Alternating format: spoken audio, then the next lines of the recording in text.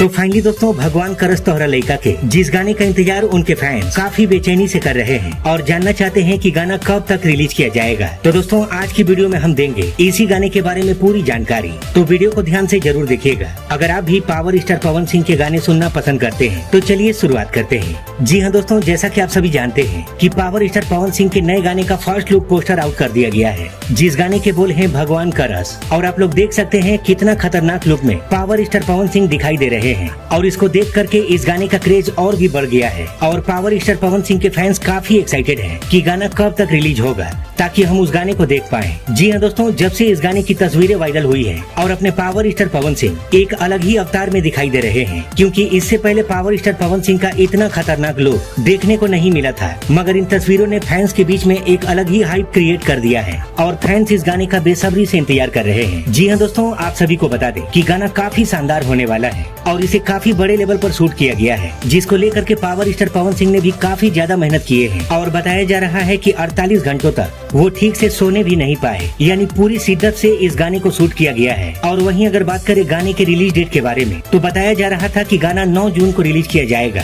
मगर अभी तक इसको लेकर के कोई भी अपडेट सामने नहीं आया है। हो सकता है कि गाने की एडिटिंग वगैरह पर काम चल रहा है, मगर घबराने की बात नहीं है। 1-2 दिन के अंदर इस गाने का टीजर या फुल वीडियो आप सभी के बीच में रिलीज कर दिया जाएगा मीरा म्यूजिक के यूट्यूब चैनल पर।